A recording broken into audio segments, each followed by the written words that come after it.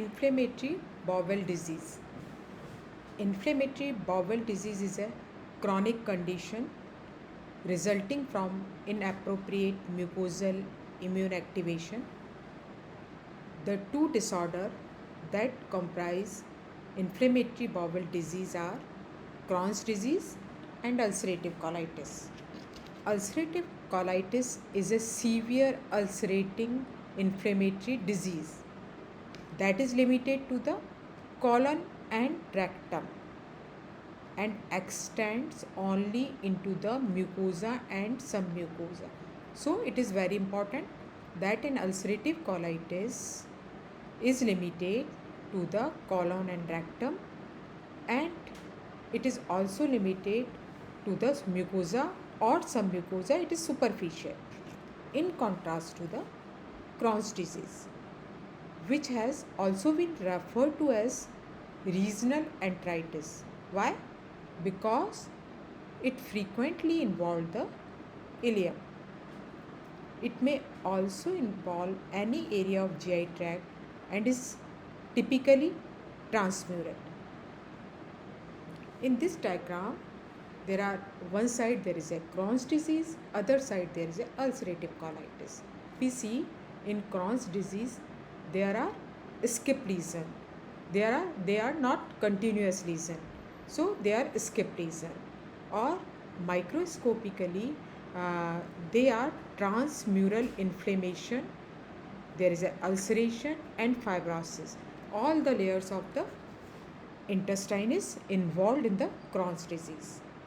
Whereas in ulcerative colitis, you see there is a rectum and colon is involved, and there is a continuous colonic involvement beginning from the rectum. So, in ulcerative colitis, it is important that the rectum and colon is involved and there is a continuous lesion. Whereas in microscopically, we find grossly we find the pseudopolyp and ulcers. Now we see the tabulated form of the difference between the Crohn's disease and ulcerative colitis. First we see the macroscopic picture. So bowel region, intestinal involvement. In Crohn's disease, ileum is involved mainly, but rarely colon may be involved, whereas in ulcerative colitis only colon involved. Distribution. Crohn's disease there are skip lesion, whereas ulcerative colitis there is a diffuse and continuous lesion. Stricture. Crohn's disease present and ulcerative colitis rare. Wall appearance. In Crohn's disease wall is thick, whereas in ulcerative colitis it is thin. Now we comes on the microscopic picture. Inflammation. First point. In Crohn's disease, always remember there is a transmural inflammation, whereas in ulcerative colitis it is limited to the mucosa or submucosa. Pseudopolyps. Crohn's disease, moderate amount may be present, but in ulcerative colitis they are marked. Ulcers. In Crohn's disease there are deep knife-like ulcers are present, whereas in ulcerative colitis there are only superficial or broad-based ulcers. Lymphoid reactions. In Crohn's disease there is a marked lymphoid reaction, whereas in ulcerative colitis there are moderate lymphoid reaction. Fibrosis and serositis is marked in Crohn's disease, whereas in ulcerative colitis there are mild to none. Granulomas, yes, in Crohn's disease we find the granulomas in 35% of cases, whereas in ulcerative colitis there are no granulomas, or very rarely granuloma seen in ulcerative colitis, which is due to the rupture of the crypt. Fistula and sinuses are present in the Crohn's disease, whereas in ulcerative colitis no fistula and sinuses are present. Why? because they are superficial disease. Clinically, there are perianal fistula is present in the Crohn's disease if there is colonic disease, whereas no perianal fistula is present in the ulcerative colitis. Fat and vitamin malabsorption are present in the Crohn's disease and ulcerative colitis. No malabsorption of fat and vitamins are present. In Crohn's disease, it is present because ileum is involved. Malignant potential, it is only seen in Crohn's disease when the colonic involvement is there, whereas in ulcerative colitis, more potential for the malignant potential, more frequency of malignancy. Recurrence after surgery is common in Crohn's disease, whereas in ulcerative colitis, no recurrence after surgery. Toxic megacolon not seen in the Crohn's disease, whereas yes, it is present, may be seen in the ulcerative colitis. Now, the pathophysiology of the or pathogenesis of the inflammatory bowel disease, Crohn's disease and ulcerative colitis.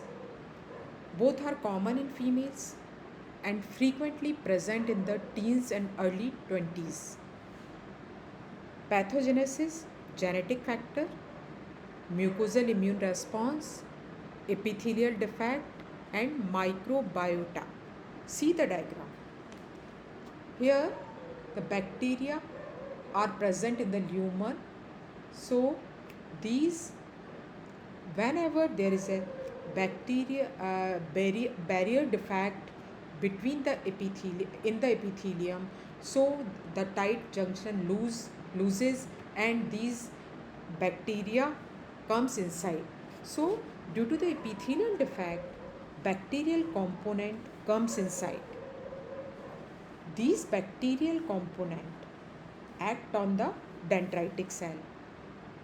Then it secrete interleukin 23, which stimulate the T helper 17 cell, which is very important in the pathogenesis of inflammatory bowel disease. So these T helper 17 cells which secrete interleukin 17, it involved in the progression of inflammatory bowel disease. Now CD4 plus T cells stimulate the T helper 1, T helper 17 and T helper 2 cells. T helper 1 stimulates the interferon gamma, and this interferon gamma stimulates the macrophages, and macrophages release the tumor necrosis factor, which further causes the barrier defect and more bacterial components influx. Interleukin 17, which is released by T helper 17, attracts the neutrophil, and interleukin 8, which is also chemoattractant for the neutrophil, it is increased in ulcerative colitis. So the major role is the T helper 17 cells which secrete the interleukin 17. So it has the major role in the inflammatory bowel disease. Now genetics. The risk of disease is increased when there is an affected family members. Molecular linkage analysis of the affected families have identified NOD2 nucleotide oligomerization binding domain 2 as a susceptibility gene in Crohn's disease. Mucosal immune responses, polarization of helper T cell to the T helper 1 type is well recognized in Crohn's disease. Combination of derangements that activate mucosal immunity and suppress Immune regulation contribute to the development of ulcerative colitis and Crohn's disease. Microbiota. Role of microbiota. Antibodies against the bacterial protein flagellin are associated with NOD2 polymorphism as well as stricture formation, perforation, and small bowel involvement in patients with Crohn's disease.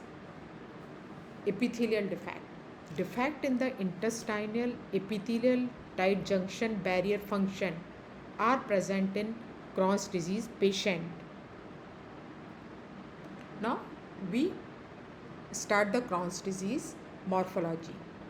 Most common site are the terminal ileum, ileocecal wall, and cecum. The presence skip lesions is characteristic of Crohn's disease and may help in the differentiation from ulcerative colitis. Strictures are also common.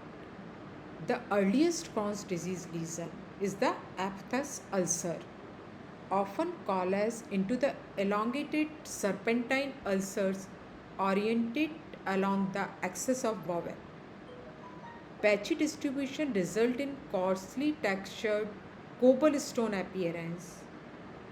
Fissure frequently develops between the mucosal folds and may extend deeply to become fistulous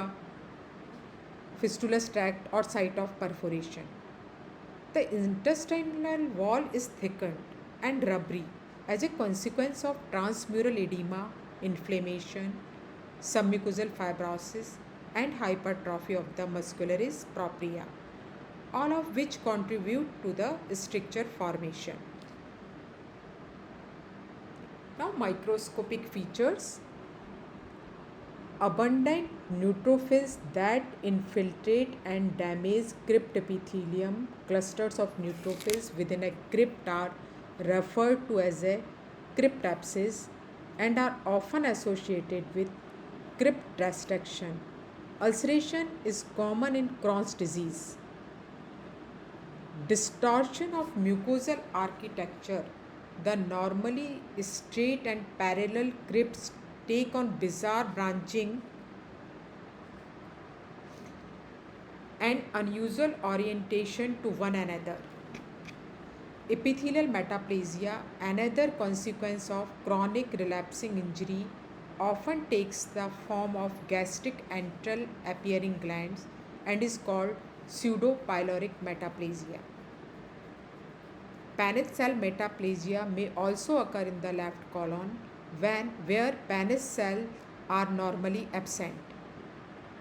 Mucosal atrophy with loss of crypts may occur after years of disease.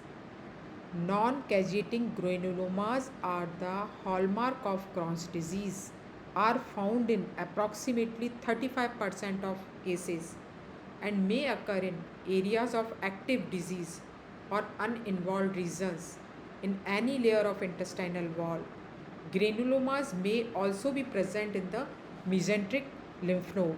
So, in Crohn's disease, non-cageating granulomas are hallmark of Crohn's disease, whereas cryptapses are hallmark of ulcerative colitis.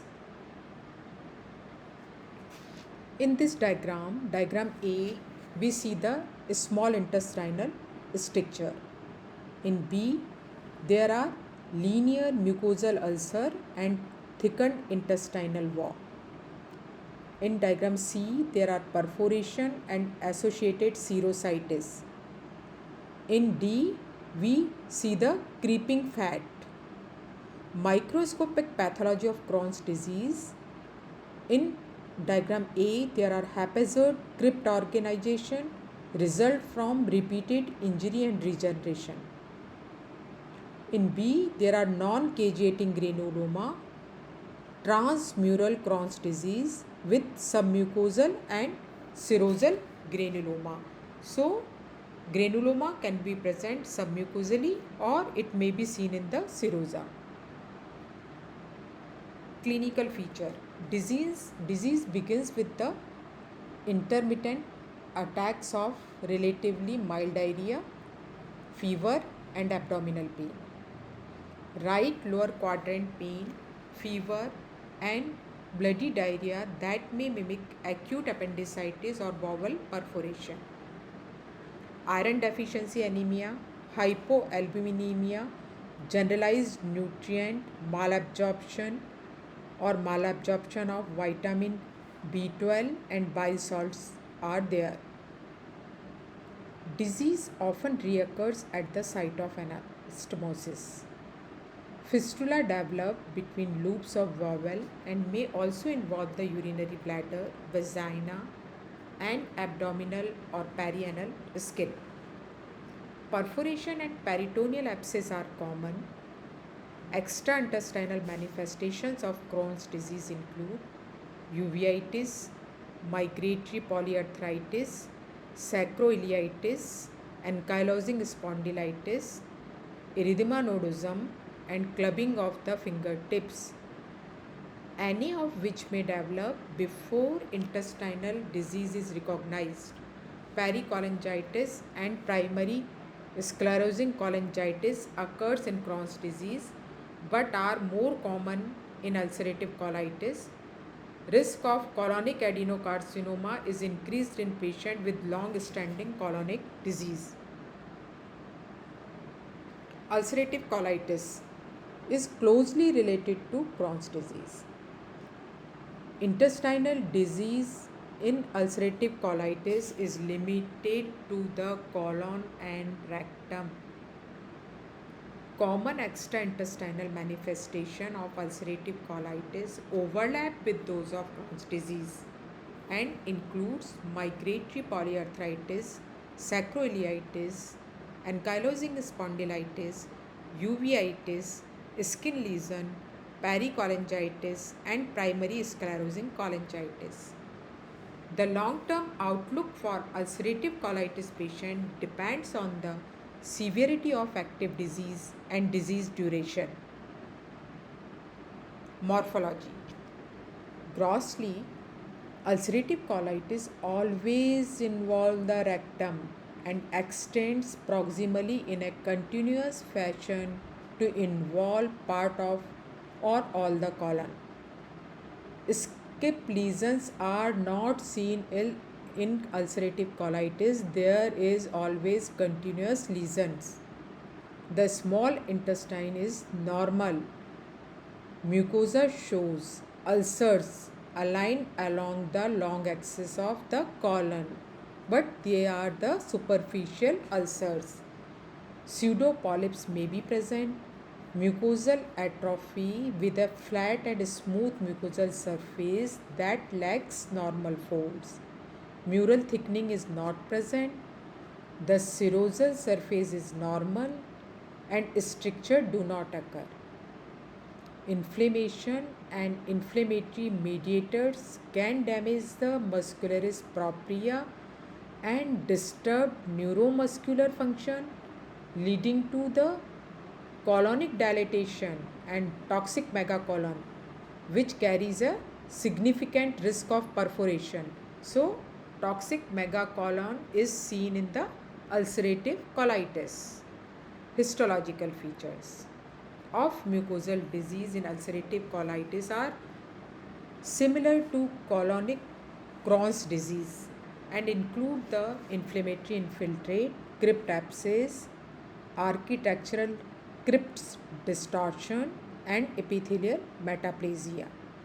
The inflammatory process is diffusely and generally limited to the mucosa and superficial submucosa. There are only mucosal and submucosal involvement. Submucosal fibrosis, mucosal atrophy, and distorted mucosal architecture remain as residue of the healed disease. But histology may also revert to near normal after prolonged remission. Granulomas are not present in the ulcerative colitis. Here the diagram of the total colectomy with pancolitis showing active disease. There are red granular mucosa in the cecum on one side, and other side there is a smooth atrophic mucosa. There is a sharp demarcation between the active ulcerative colitis and normal. In the C, there are inflammatory polyps are seen, and in D, there are mucosal bridges are present.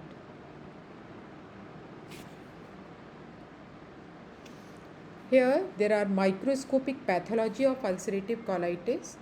The A, which is important, is the cryptapsis. What is cryptapsis?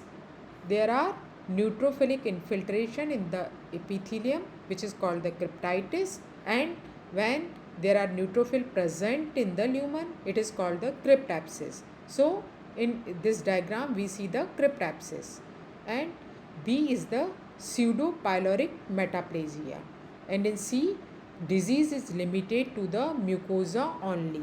There are no transmural involvement.